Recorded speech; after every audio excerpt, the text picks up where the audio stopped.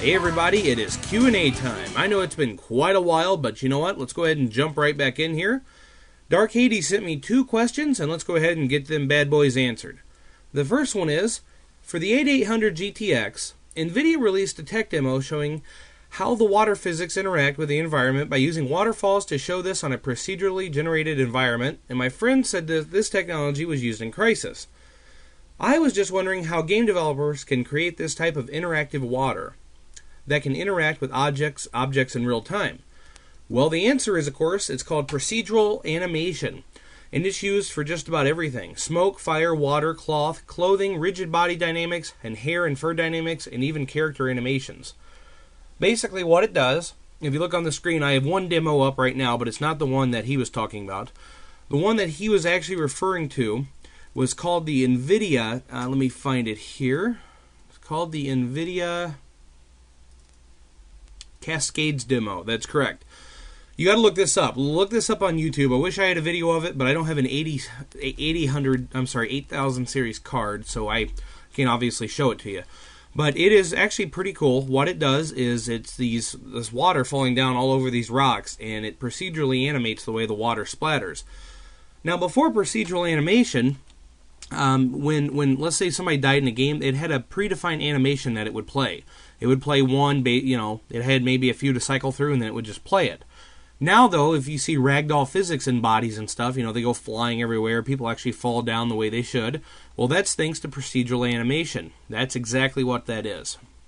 Very good question.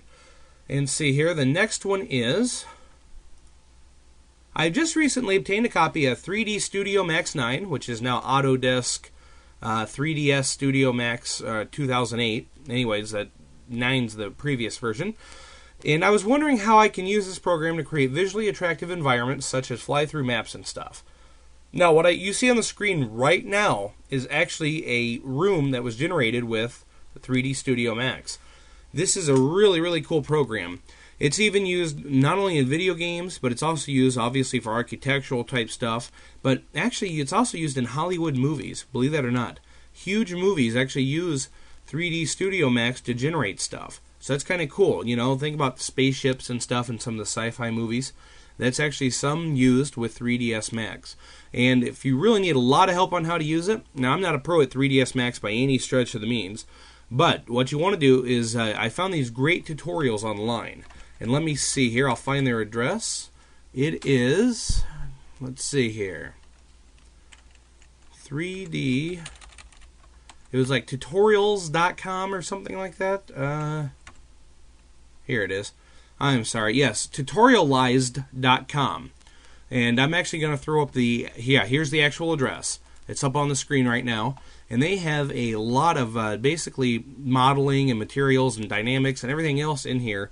And you'll want to check that out as well. That is a really cool website. I was looking through some of their tutorials, and they'll show you how to make clear glass material all the way down to the little cars that are just basic animations. It's really cool.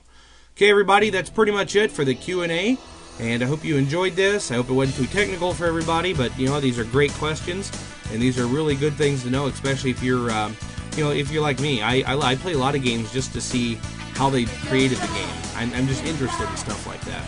So everybody, I just want to say good gaming and have a wonderful weekend. Take a chance, 'cause there is no circumstance that you can't handle.